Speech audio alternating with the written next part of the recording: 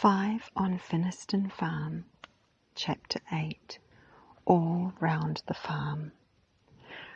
The 5 thoroughly enjoyed their ride over the big farm.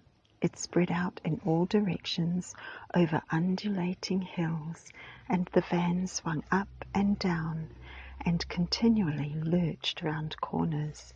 It stopped every now and again so that the children might see the magnificent views.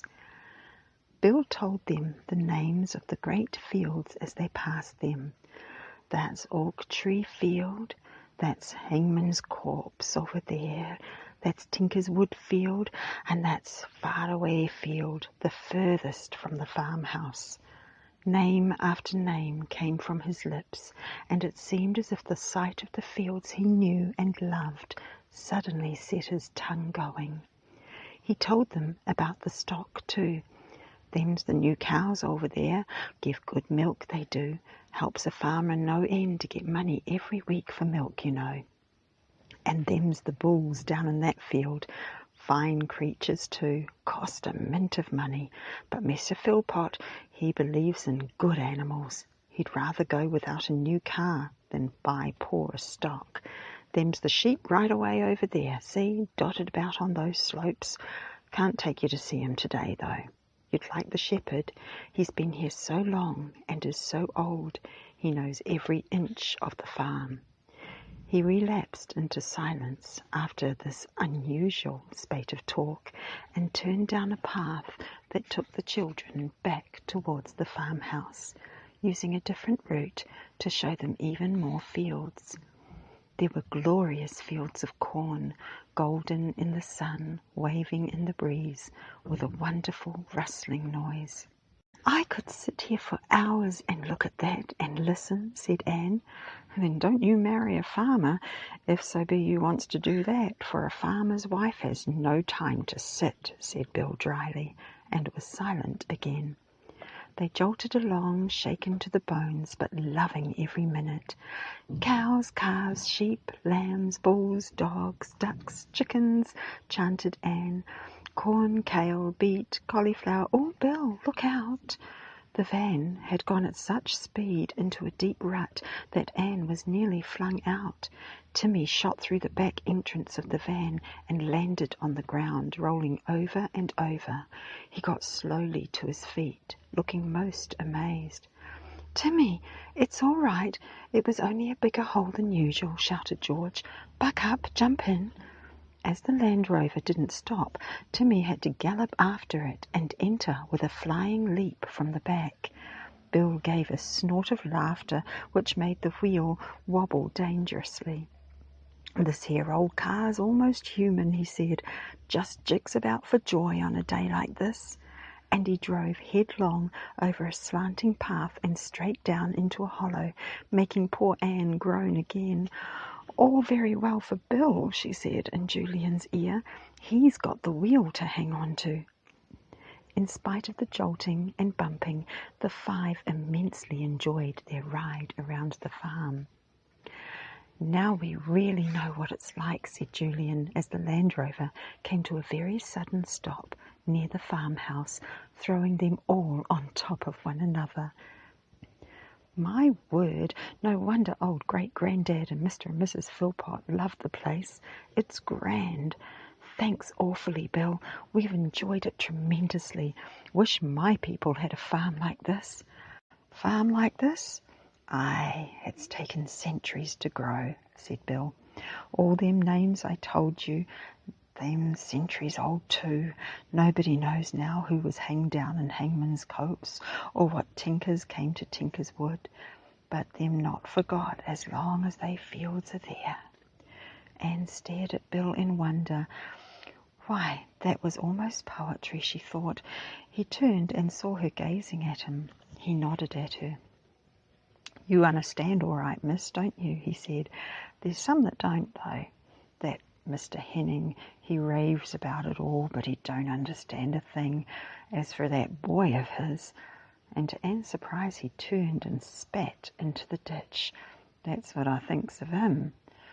Oh, it's just the way he's been brought up, I expect, said Anne. I've met heaps of fine American children, and, well, that one wants a hiding, said Bill grimly. And if it wasn't that Mrs. Philpot begged me to keep my hands off him, he'd be black and blue, that boy. And so I tell you, trying to ride on them scary calves and chasing the hens till they're scared off egg-laying and stoning the ducks, poor critters, and slitting sacks of seed just for the fun of seeing it dribble out and waste. Ooh, wouldn't I like to shake him till his bones rattled? The four listened in silence, horrified. Junior was much worse than they had thought then. George felt very, very pleased that she had taught him a lesson that morning. "Don't you worry any more about Junior," said Julian grimly. "We'll keep him in order while we're here." They said goodbye and walked back to the farmhouse, stiff and sore from the bumpy, bone-shaking ride, but with their minds full of the lovely sloping hills, the blue distance, the waving corn, and the feel of a farmland in good heart. "That was good," said Julian, voicing the feelings of the others. "Very good. I somehow feel more English for having seen those Dorset fields set about by hedges, baking in the sun." "I liked Bill," said Anne. "He's so solid and real. He belongs to the land, just as the land belongs to him. They're one." "Ah, Anne has discovered what farming really means," said Dick. "I say, I'm most awfully hungry, but I really don't like to go and ask for anything at the farmhouse. Let's go down to the village and get buns and milk at the dairy." "Oh, yes," said Anne and George, and Timmy gave a few sharp, short barks as if he thoroughly agreed. They set off down the lane that led to the village and soon came to the little ice cream shop, half baker's, half dairy. Janey, the small talkative girl, was there again. She smiled at them in delight. "You're here again," she said in pleasure. "Mum's made some macaroons this morning. See, all gooey and fresh. Now, how did you guess that we were all very partial to macaroons?" said Dick, sitting down at one of the two little tables there. "We'll have a plateful, please." "What, a whole plateful?" exclaimed Janey. "But there's about 20 on a plate." "Just about right," said Dick. "And an ice cream each, please, large, and don't forget our dog, will you?" "Oh, no, I won't," said Janey. "He's a very nice dog, isn't he? Have you noticed what lovely smiley eyes he has?" "Well, yes, we have. We know him quite well, you see," said Dick, amused. George looked pleased. She did so like Timmy to be praised. Timmy liked it too. He actually went up to Janey and licked her hand. Soon they had a plateful of delicious macaroons in front of them, and they were indeed nice and very gooey inside, as Janey had so rightly said. George gave Timmy one, but it was really wasted on him, because he gave one crunch and then swallowed it. He also chased his ice cream all over the floor again, much to Janey's delight. "How do you like it at Mrs. Philpot's?" she asked. "Kind, isn't she?" "Very," said everyone together. "We love being at the farm," said Anne.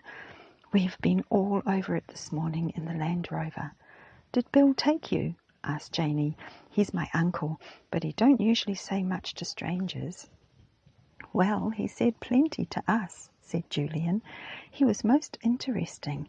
Does he like macaroons?" "Oh, yes," said Janey, rather astonished. "Everyone likes Mum's macaroons." "Could he eat 6, do you think?" asked Julian. "Oh, yes," said Janey, still astonished, her blue eyes wide open. "Right, put 6 in a bag for me," said Julian. "I'll give them to him in return for a jolly fine ride." "That's right down nice of you," said Janey, pleased. "My uncle's been on Finniston farm all his life. You ought to get him to show you where Finniston Castle used to stand before it was burnt down." "And Finniston Castle!" exclaimed George in surprise. "We went all over the farm this morning and saw every field, but we didn't see any ruined castle." "Oh no, you wouldn't see anything," said Janey. "I told you it was burnt down right to the ground ages ago.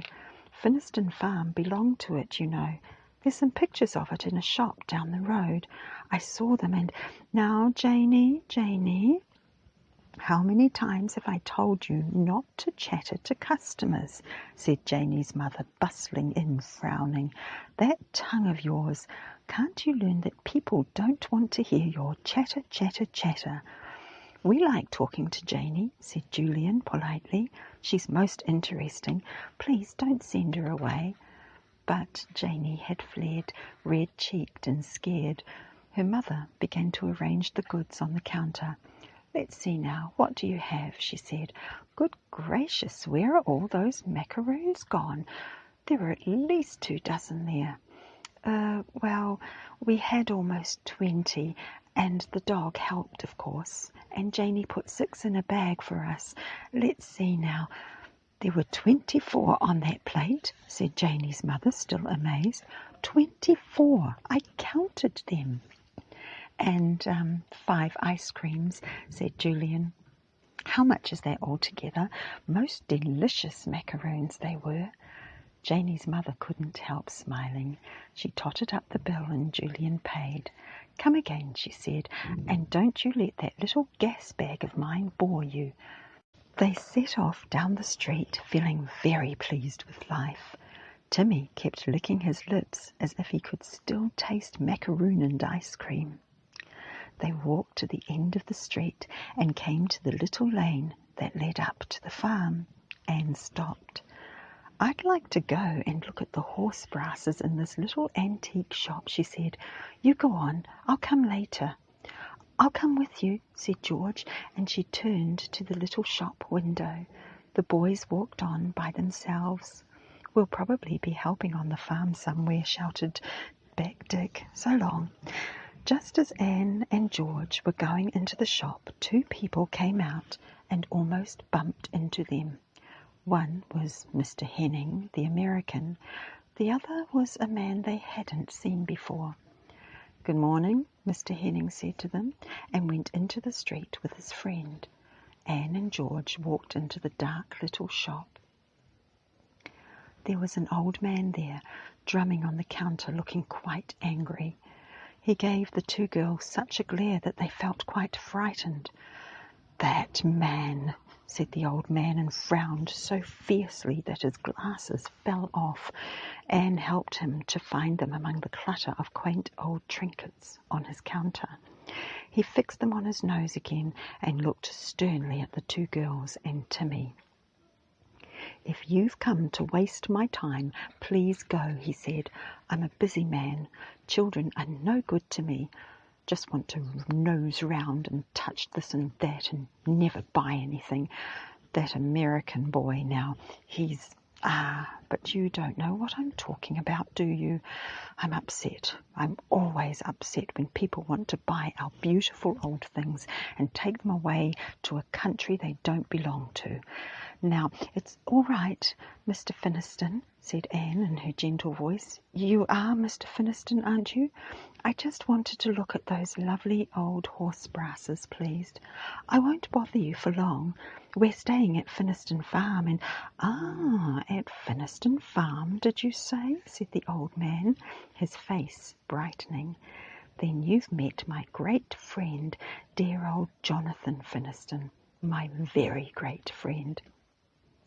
"Is that Mr. Philpot, the twins' father?" asked George. No, it's old great-granddad.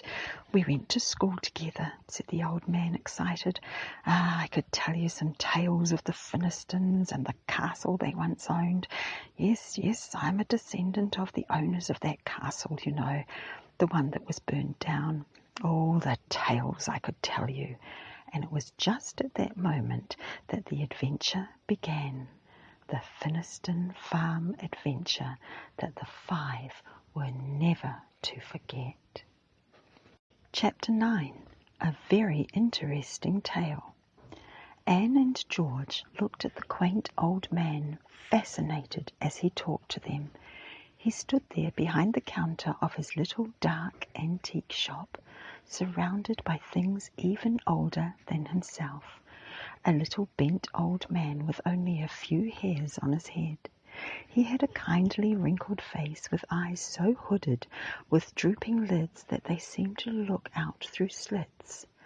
The two girls were thrilled to hear that old Mr. Finniston was actually descended from the long-ago Finnistons who lived in Finniston Castle. "Is that why your name's Finniston?" asked Anne. "Tell us about the castle. We only heard about it for the first time today, but we don't even know exactly whereabouts it stood. I didn't see a single stone when we went round the farm this morning." No, you wouldn't," said Mr. Finniston.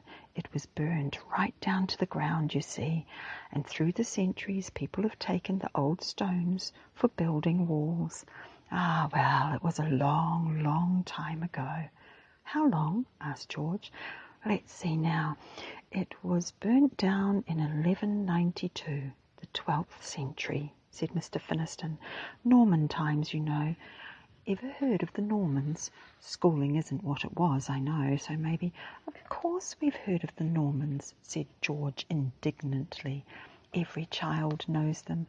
They conquered England, and the first Norman king was William I, 1066. That's right. You've had some schooling then," said Mr. Finniston. "Well, it was a Norman castle. Look, like that one in this picture, see?" And he showed them a copy of an old print. They gazed at the stone castle pictured there. "Yes, it's a Norman castle," said George. "Was Finniston Castle just like that?" "I've got a copy of an old drawing of it somewhere," said the old fellow. "I'll find it and show it to you sometime. A small castle, of course, but a very fine specimen. Well, you won't be interested in such details, I know. How it was burnt down, I don't know. Can't find out for certain. The story goes that it was attacked at night by the enemy, and there were traitors in the castle itself who set fire to it. And while the castle folk were fighting the fire, the enemy walked in and slew nearly all of them." "So the castle was no use for living in after that, I suppose," said Anne. "But it's very strange there isn't even a stone to be seen anywhere." "Oh, but that's where you're wrong," said Mr. Finniston triumphantly. "There are stones from the castle all over the farm, but only I and old Grandad know where they are now. There's an old wall with some of the castle stones at the bottom, and there's a well, but no, I mustn't tell you these secrets. You might tell them to the Americans who come here to buy up all our old treasures."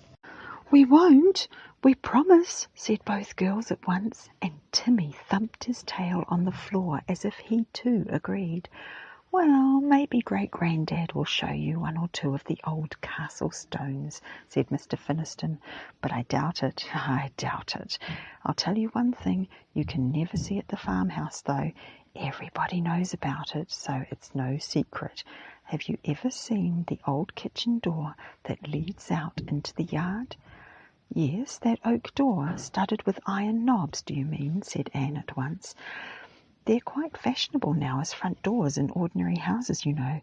Surely that farmhouse door isn't a real old one." Mr. Finniston put his head into his hands and groaned as if he was in pain. "Fashionable? Fashionable! What will they do next? Surely you can't mix up that fine old door with the trashy copies you've seen in modern houses. What's the world coming to? Couldn't you feel that that door was real, was as old as the centuries, and once hung on great hinges in a castle? Don't you know when things are grand with the weight of years?" "Well," said Anne, rather out of her depth, "I did notice the door, but you see it's very dark just there, and we really can't see it very clearly." "Ah, well, most people go about with their eyes shut half the time," said Mr. Finniston. "You have a look at that door. Feel it. Look at the great knocker on it. Think of the old Norman folk who hammered on the door with it all those ages ago." George sighed. This kind of thing didn't interest her as much as it interested Anne. A thought suddenly struck her. "But, Mr. Finniston, if the castle was built of stone, how was it burnt to the ground?" she said. "What happened?" "I can't find out," said Mr. Finniston sadly. "I've been into every old library in the country and looked up every old book of that period, and I've delved into the old records in Finniston Church. As far as I can make out, the castle was stormed by enemies, and, as I said, a traitor inside set fire to it at the same time. The floors fell in, and the castle was left blazing from top to bottom. The great walls fell inwards and covered the base, and the Finniston family fled. Lord Finniston was killed, but his lady took the children and hid them. It's said she hid them in the old chapel near the barns on the farm. Maybe she took them down a secret underground passage leading from the dungeons to the old chapel itself." "An old chapel? Is it still there?" asked Anne. "Or was it burnt too?" "No, it wasn't burnt. It's still standing," said Mr. Finniston. "Old great-granddad will show you." He shook his head sorrowfully. "It's a storehouse for grain now. Sad, sad. But, mind you, it's still full of prayer." The girls stared at him, wondering what he meant. They began to think he must be a little mad. He stood with his head bent, saying nothing for a while. Then he looked up. "Well, that's the story, my dears, and it's not only a story, it's history. It happened over 700 years ago, and I'll tell you something else." "What?" asked the two girls. "That castle had cellars and dungeons," said the old man. "The fire only burnt down to the ground floor, which was made of earth flattened down, not wood, so it wouldn't burn. The cellars and dungeons can't have been destroyed. Are they still there, undamaged? That's what's been in my mind all these long years. What was down in those cellars, and is it still there?" He spoke in such a hollow voice that the girls felt quite scared. George recovered herself first. "But why were the dungeons never uncovered?" she asked. "I mean, surely someone must have thought of them and wondered about them." "Well, when the castle fell and the walls collapsed, any underground entrances must have been completely covered with enormously heavy stones," said Mr. Finniston, peering at them earnestly.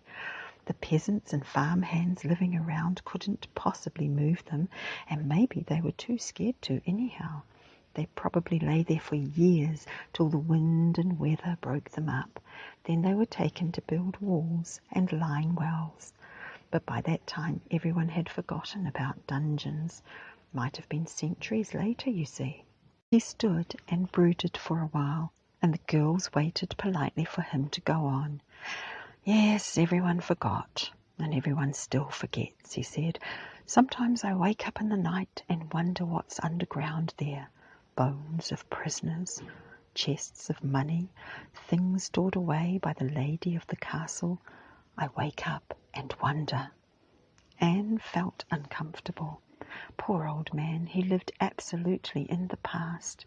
His mind had weaved for him a living fantasy, a story that had no certain foundation, no real truth. She was sorry for him. She wished she could go and see the place where the old castle had once stood. It would be overgrown with grass and weeds, nettles would wave there, and poppies dance in the summer. There would probably be nothing at all to show where once a proud castle had stood, its towers high against the sky, flags flying along the battlements. She could almost hear the cries of the enemy galloping up on horseback and the fearful clash of swords. She shook herself and stood up straight. "I'm as bad as this old man," she thought, imagining things. "But what a tale! The others will love to hear it. I wonder if the American knows it." "Does the American, Mr. Henning, know the old story?" she asked. and the old man straightened up at once. "Not the whole of it, only what he has heard in the village," he said. "He comes here and pesters me. He'd like to bring in men and dig up the whole thing. I know him. He'd buy up all the farm just for the sake of getting that castle site. If he really knew there was something worth having deep under the ground where it once stood. You won't tell him what I've told you, will you? I've talked too much. I always do when someone's upset me. Ah, to think my ancestors once lived in Finniston Castle, and here I am now, a poor old man in a little antique shop that nobody comes to." "Well, we've come to it," said Anne. "I did want to buy some horse brushes, but I'll come another time. You're upset now. You go and have a rest." They went out of the little shop almost on tiptoe. "My word," said George, thrilled. "I just can't wait to tell the boys. What a story!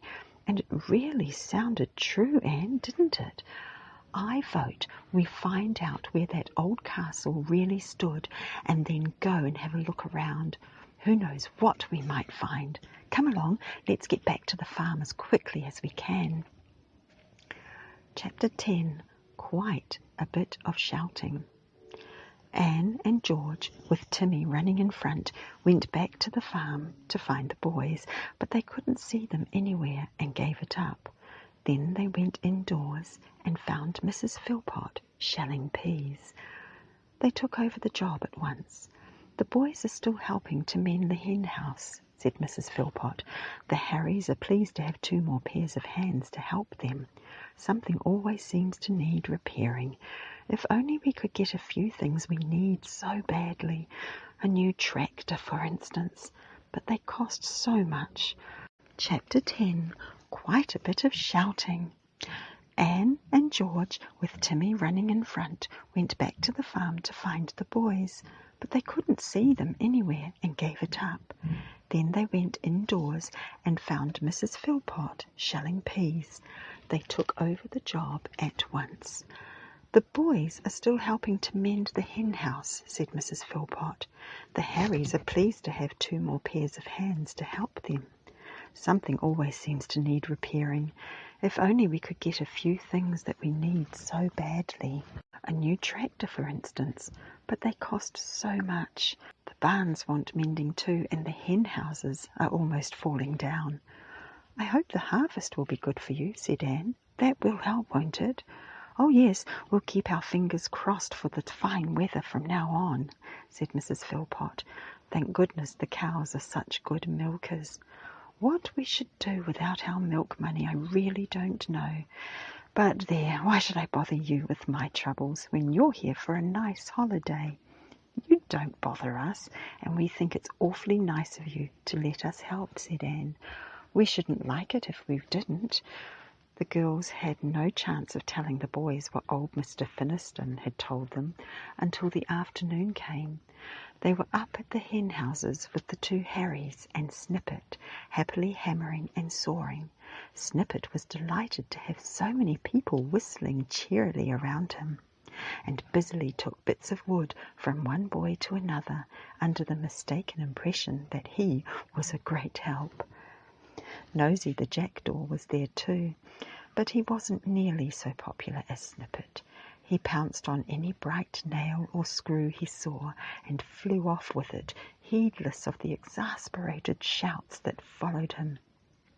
"Blow that jackdaw," said Julian, looking up crossly.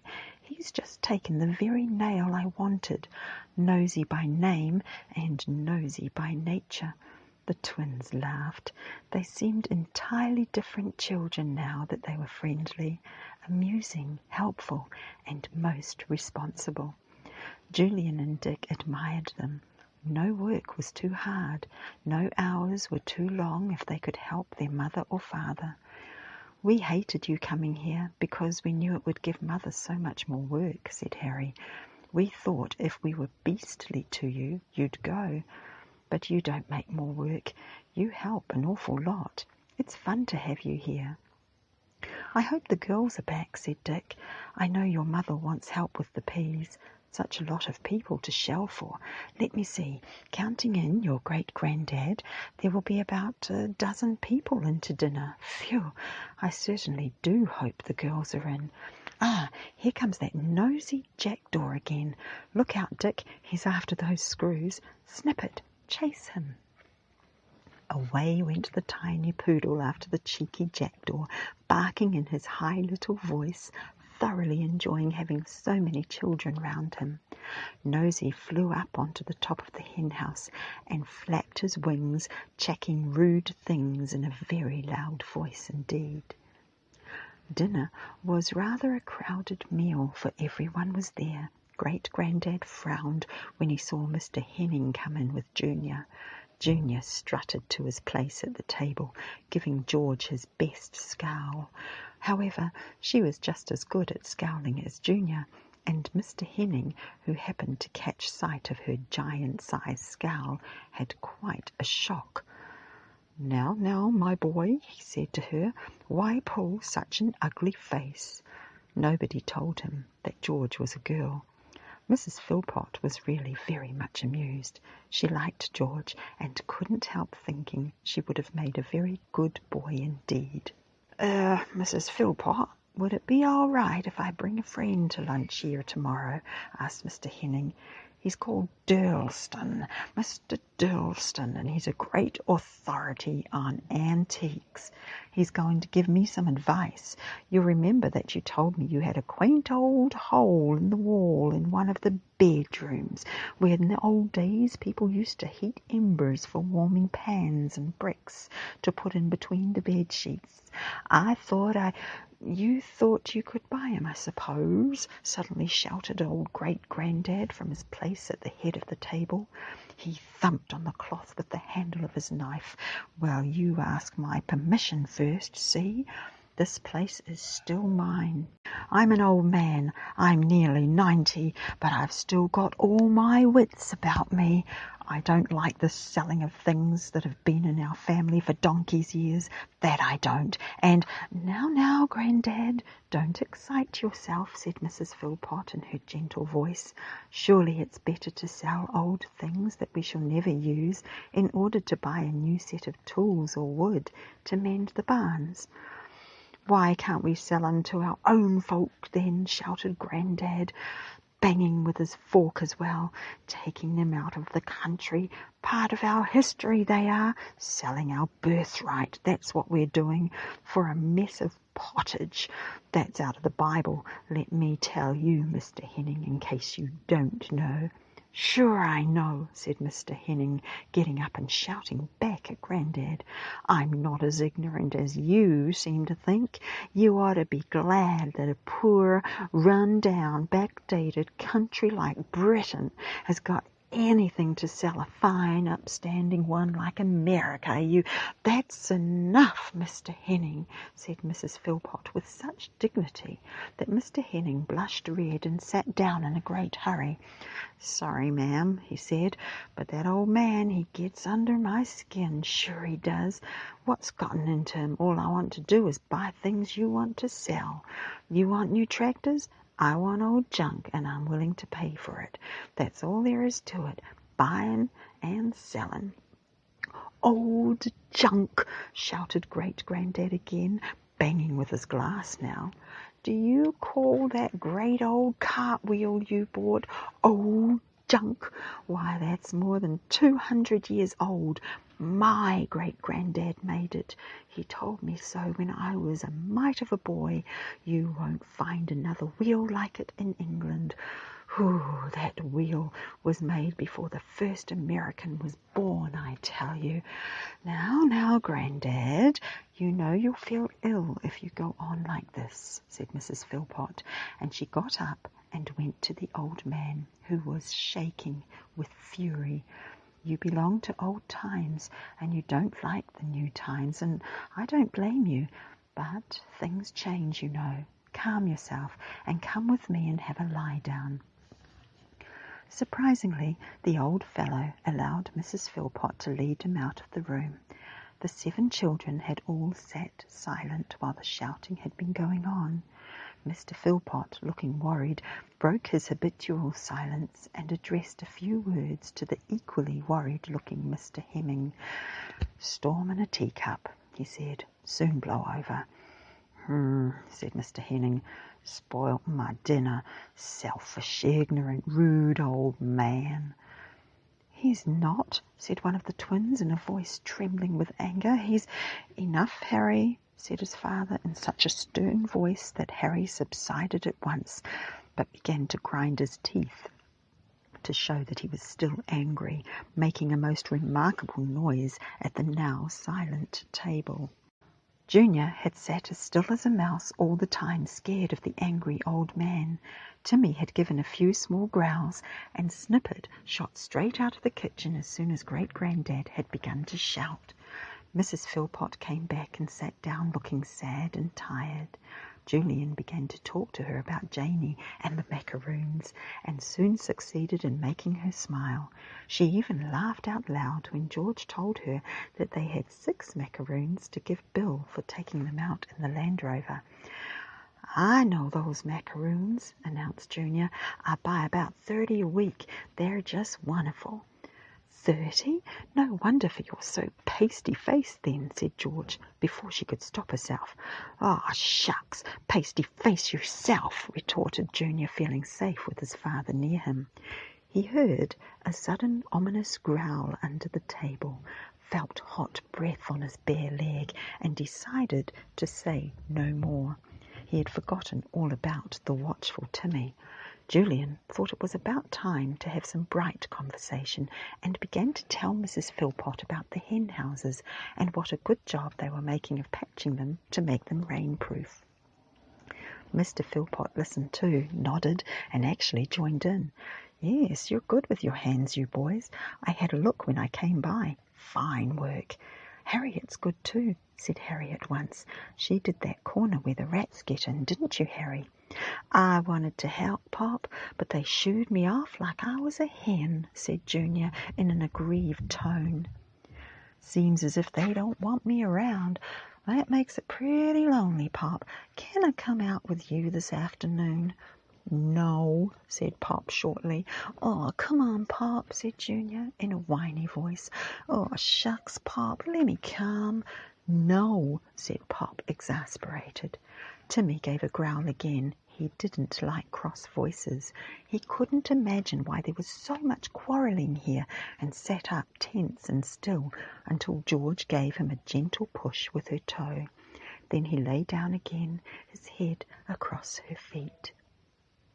Everyone was glad when the meal was over, delicious though the food had been. The girls and Harriet insisted that Mrs. Philpot should go and have a rest while they did all the clearing away and washing up. "Now try not to be unkind to Junior this afternoon," she said as she went. "He'll be all alone when his father's gone. Do let him be with you." Nobody answered. They hadn't the least intention of allowing Junior to be with them. "Spoilt, bad-mannered little idiot," thought George, clearing away with such vigour that she almost knocked Anne over.